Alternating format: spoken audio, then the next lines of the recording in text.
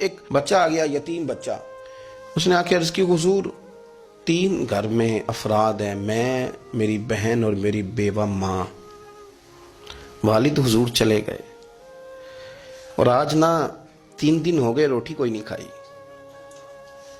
میں اس منظر کو بھی جانتا ہوں کہ جب یتیم گھر میں اکٹھے بیٹھے ہوتے ہیں اور پتہ ہوتا ہے ان کو کہ ہماری اماں کے پاس آج پیسے کوئی نہیں اور گھر میں روٹی بھی کوئی نہیں، تو پھر ان کو بھوک ہی نہیں لگتی.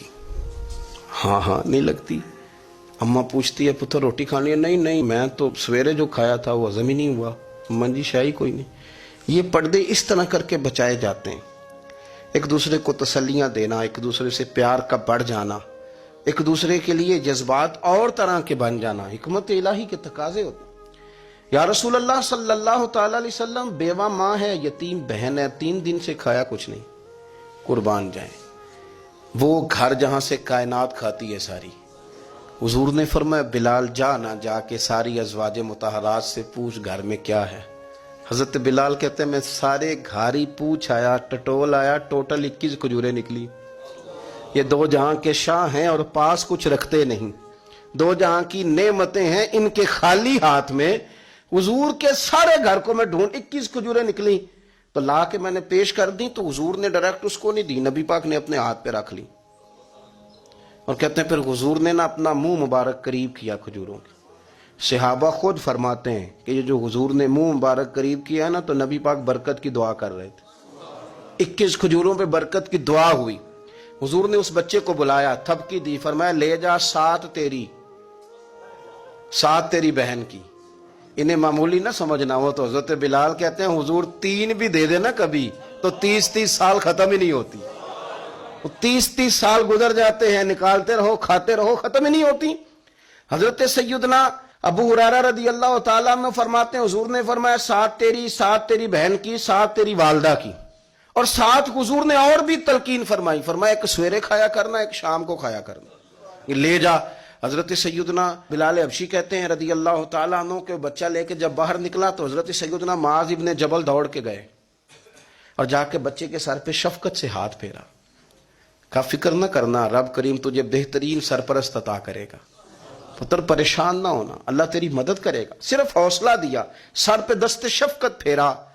بچہ چلا گیا تو حضور نے فرمایا معاذ ادھر آؤ نا ذرا. یا رسول اللہ حکم ہو. فرمایا کس چیز نے تمہیں اٹھایا بچے کے سر پہ ہاتھ رکھنے کے لیے؟ کس نے تمہیں کہا؟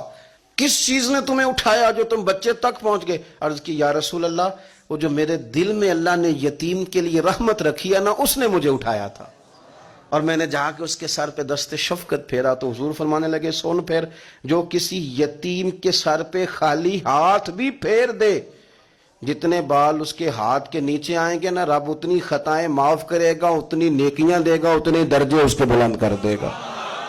خالی دست شفقت ہی پھیر دے. دینا دلانا تو بعد کی بات ہے، اس کا خیال رکھنا. تو یہ جو ہمارے مدارس ہیں نا، ان میں اکثر بچے غریب ہوتے ہیں، لیکن کچھ بچے تگڑے گھروں کے بھی ہوتے ہیں، مالدار گھروں کے بھی ہوتے ہیں. اس میں اگر کوئی ایسا بچہ آ بھی جاتا ہے نا جو یتیم ہے، کمزور ہے، تو وہ اپنے آپ کو محسوس نہیں کرتا کمزور، کیونکہ وہ یہ نہیں سمجھتا کہ میں یتیم خانے میں آیا ہوں. اس کے ذہن میں مائنڈ سیٹ یہ ہوتا ہے کہ میں مدرسے میں آیا ہوں اور میں پڑھنے کے لیے آیا ہوں. اور کیونکہ وہ کچھ وزادار بچے، مالدار بچوں کے ساتھ وقت گزارتا ہے، اسی دسترخوان پہ بیٹھ کے کھاتا ہے، اسی کلاس میں سب کے ساتھ بیٹھ کے پڑھتا ہے، تو اس کی عزت نفس مجروح ہونے کی بجائے طاقت پکڑتی. وہ برابری کی سطح پہ جب آتا ہے تو اسے محسوس ہوتا ہے کہ مجھے عزت دی جا رہی.